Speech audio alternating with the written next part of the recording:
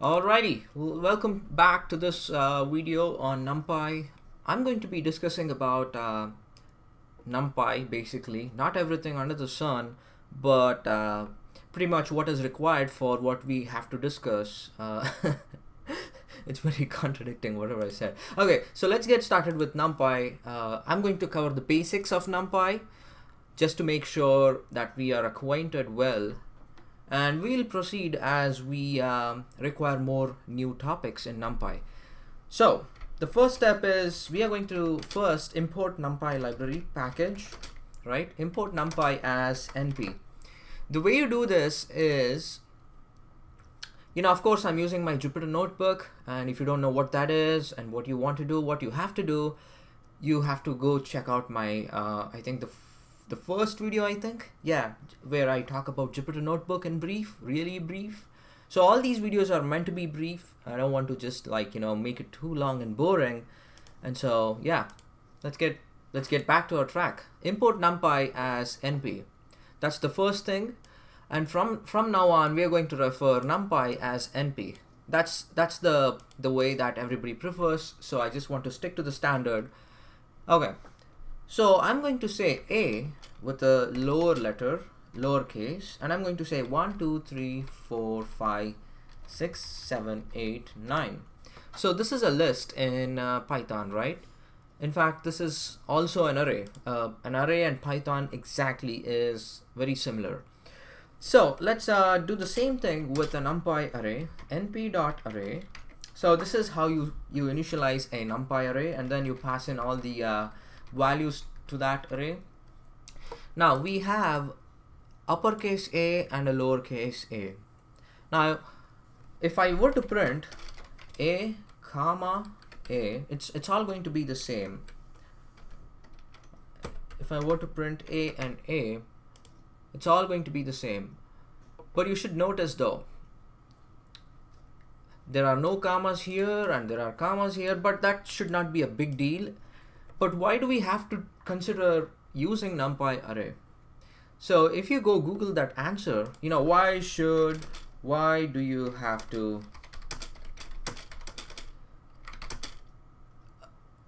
NumPy array?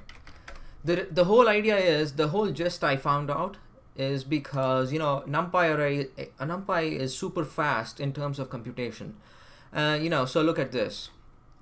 Everybody is talking about its performance. I don't want to read everything, but that's the whole entire gist. As a matter of fact, what is NumPy? NumPy is a very computationally efficient mathematical package for scientific computing with Python. So you can do a whole bunch of crazy stuff that just will blow your mind with NumPy, because they have done everything for you. All the built-in stuff is ready-made for you. Okay, so that is a basic introduction to NumPy and NumPy array. We'll get to this really quick in some time. Well, you know what? Let's get started. As a matter of fact, NumPy, what I'm going to do? I'm going to say NumPy arange, and then I'm going to say 0, 10. What is this going to do? Notice it's going to start from 0 all the way up until 9, and not including 10. So that is one thing you should know if you were to use arrange. So basically this arrange method is going to put the number in order to create an array within the bounds of 0 inclusive and 10 exclusive. So we are not including 10. So the upper limit is just taken off. Okay, so that is np.arrange. Now I'm going to do something even more interesting. I'm going to say A equals np.arrange, and then let's say I want all these values. So what do I have to do? I have to say 1 because I want 1, and I don't want 10, right? So I want to say A equals np.arrange. Now I'm going to say this as an uppercase, and just to see what sort of output we produce, I'm going to say A in the next line. You see, np.arrange did the job for us. So that is a good thing about np.arrange that you should definitely know.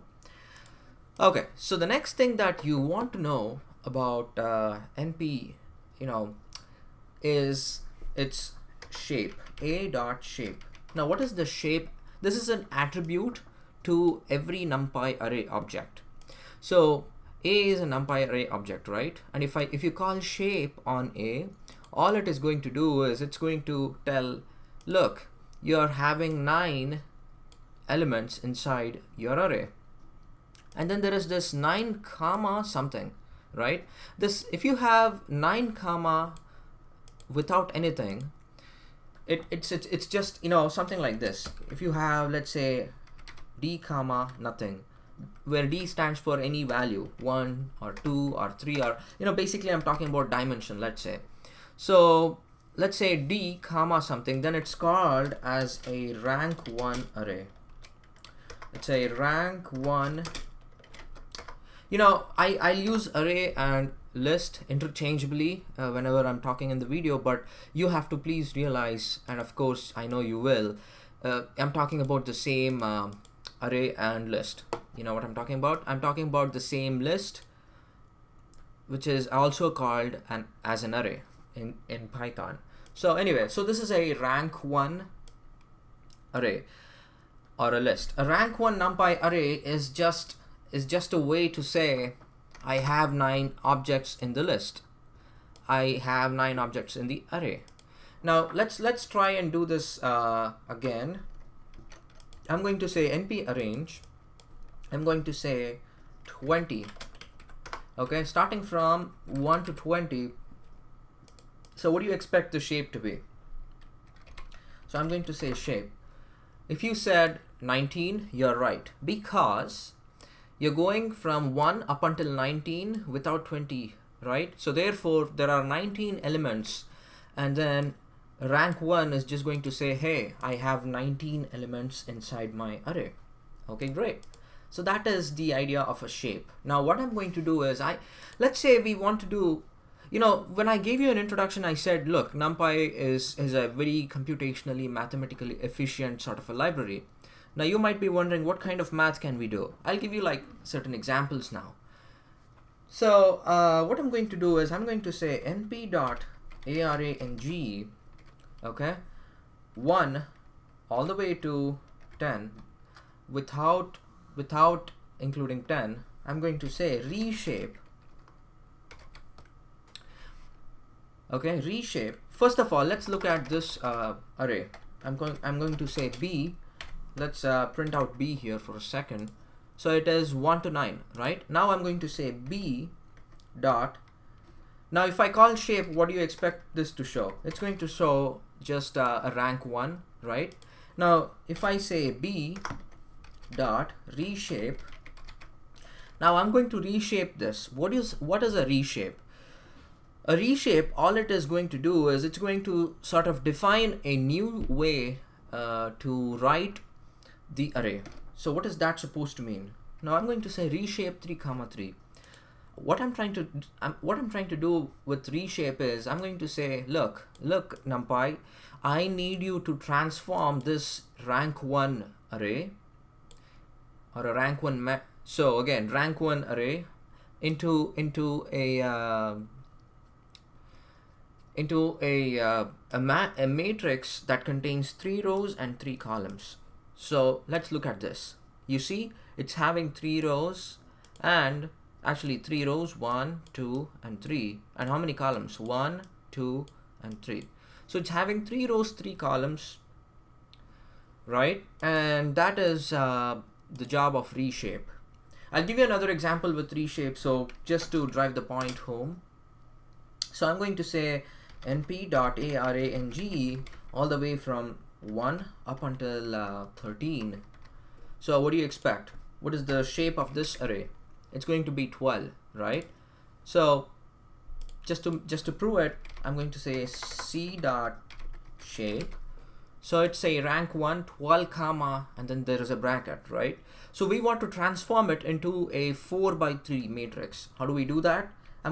So all I do is I'm going to say c.reshape and 4 by 3.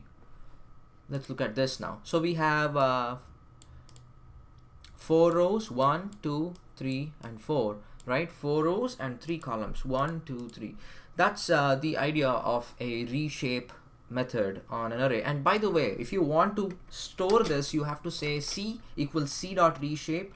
Otherwise we are not capturing the value that reshape method is returning. So we have to be sure that we are storing it to see the update. Now if I say c dot shape,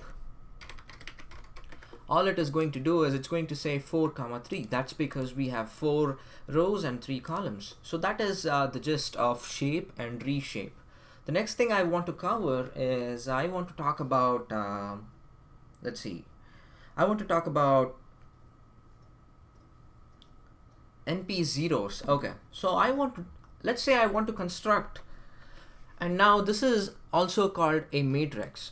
You know, coming back to what I was talking, this is also called as a matrix of 4 rows and 3 columns. Okay, great. Now let me talk about np.zeros.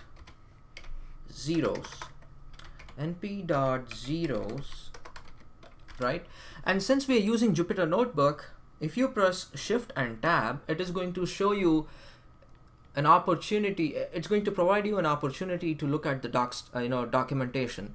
So it says np.zeros. So it is going to, this np.zero method is going to take in a shape, okay, and by default it is going to be set as a float argument, right? It's going to be a float object type, and it's going to have order C. We don't know what that is, but don't worry. So here, this is what is all we need, shape. So shape is basically, we have to say, hey, when we said we want to construct a 0 matrix, you have to say what is the dimension. The dimension is, let's say I want to construct a 4 by 3 matrix of zeros. So all you do is np.shape with a 4 by 3, 4 rows and 3 columns. You notice that? Let's do another one. Another one. Do you remember DJ Khaled's song, Another One? Okay, so 5 by 3. So this time it's going to be, you know what, let's bump it up, 5 by 10. 5 rows, 10 columns. You see 1 2 3 4 5, and if you count, it's going to be 10 columns. Okay, great. So now we talked about np.zeros. What if we want to construct an identity matrix? So all I do is np.eye. Oops. So let's look at, I thought it's going to be like this. Let's look at the doc string for a second. So n is going to be number of rows, number of columns of the output. Okay. So number of columns is optional. Let's say I want a 3-dimensional identity matrix. When we say an identity matrix, it's obviously a square matrix. So that is why we are not passing number of columns. Look at that. So we have a 3 by 3 identity matrix. Let's say I want to do 13. So we have, you see that, a 13-dimensional identity matrix. Now if I try to do shape on this, what do you expect? It is going to be a 13 by 13, right?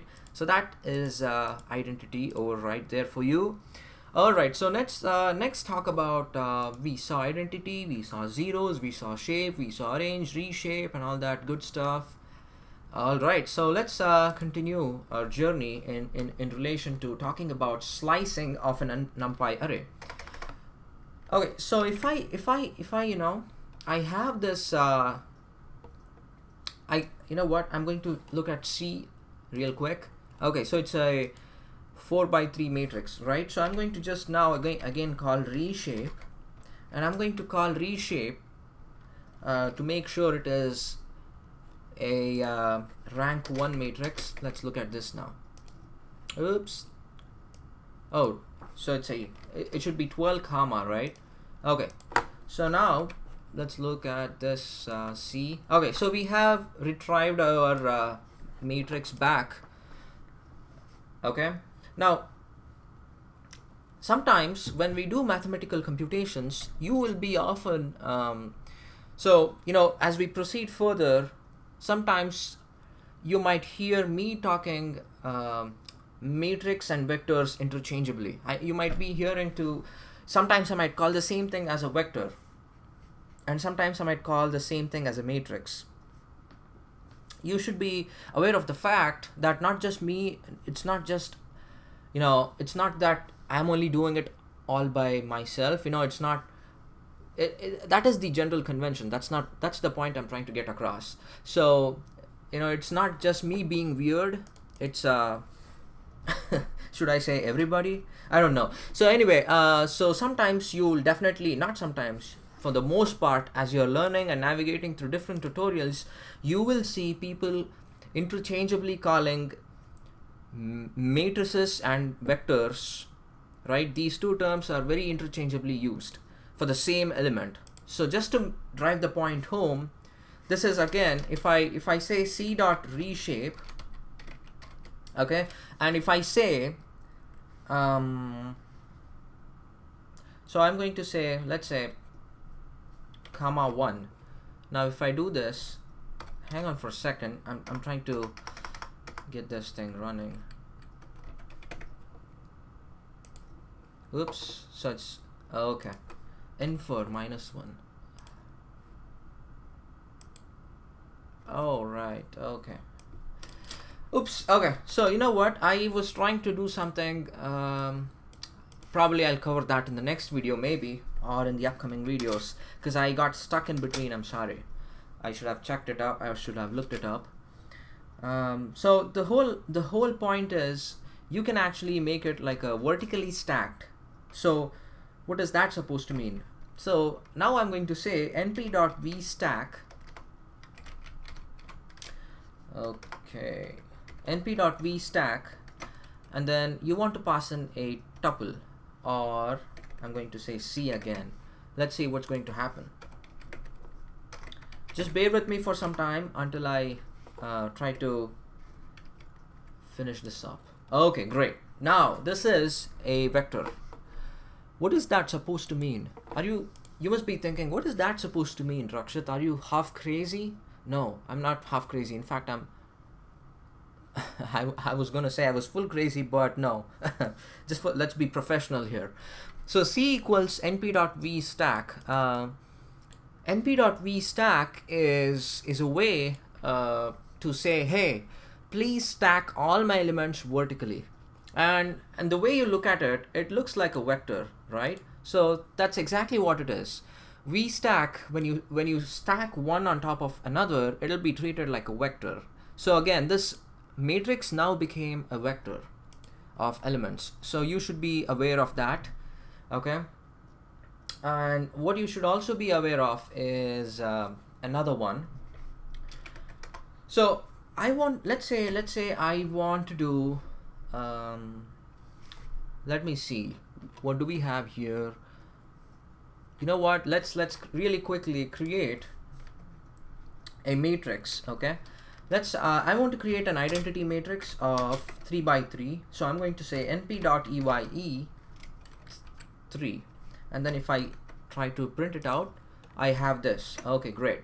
Now I'm going to also create, this is my identity matrix. I'm going to also create another matrix called D, where it is going to be np.arrange, okay? And I'm going to say 1 all the way up until 10, which is going to be 1 to 9, right? Okay, so I have my matrix D. Now I'm going to say d.reshape, D equals d.reshape, right? And it's going to be a 3 by 3 matrix, okay? And then now let's look at this 3 by 3 matrix. All right, that's just perfect. Okay, now if I want to multiply my identity matrix with my D matrix, all I have to do is I'm going to say M, matrix M is np.dot, okay? np.dot, I'm going to pass in both my matrix D comma I.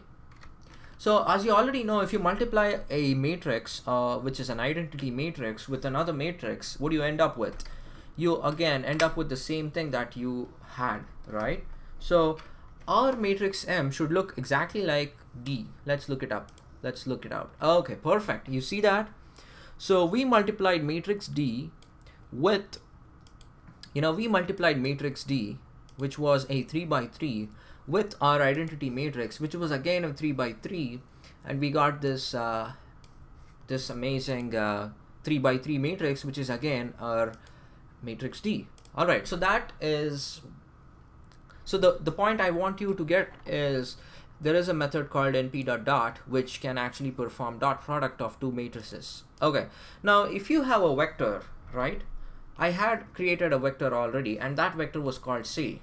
Now if I say np.dot and I'm going to say C, let's look what's going to happen. It says argument B, well,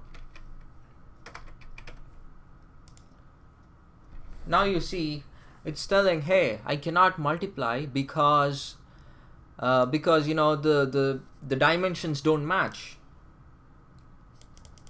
I cannot multiply because dimensions don't match. What is that supposed to mean? If you know math, and I'm sure you know, if you know math, or at least I hope you know math. So the point I want to make is, if you want to multiply two matrices, both of them, that is the column of the first matrix, should be equal to the row of the second matrix. I'm talking about the dimension specifically. The dimension of the column of the first matrix should be equal to the dimension of the row of the second matrix. And in this case, it's exactly not the same. So therefore, we are having trouble trying to multiply, right? Now, I told Numpy is an exciting, amazing library, right? So let's prove its coolness, so to speak. I'm going to create another matrix called F, and this time I'm going to create np.arrange. Well, so I don't want to make this video lengthy. What I really wanted to show you is I could actually multiply like a 15-dimensional matrix in no time, or at least in very less time. So that's the point I wanted to drive. You can try it on your own. That could be your assignment too. Try to multiply a matrix that is a 15-dimensional matrix with another matrix that is again compatible for multiplication.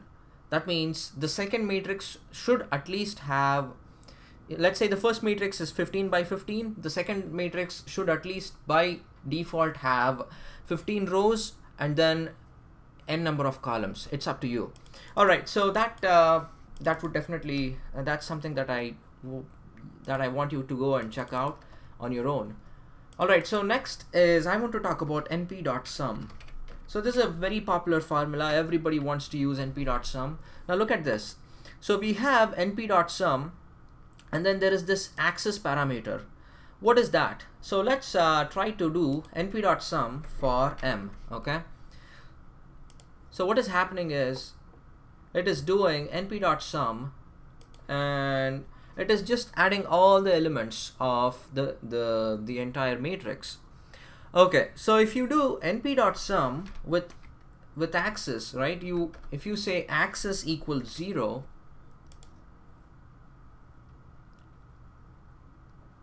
so it's going to be axis equals 0. That is going to be, look at this now. It is going to add along the columns. So along the first column, what do we have? It is 1 plus 4, 5, 5 plus 7, 12. So that is the first element here. Okay, next is 2 plus 5, 7, 7 plus 5, 15, right? That is the second element over here. Okay, likewise, the third column sum is going to be 18. Along the columns, if you want to add, then you should specify axis equals 0.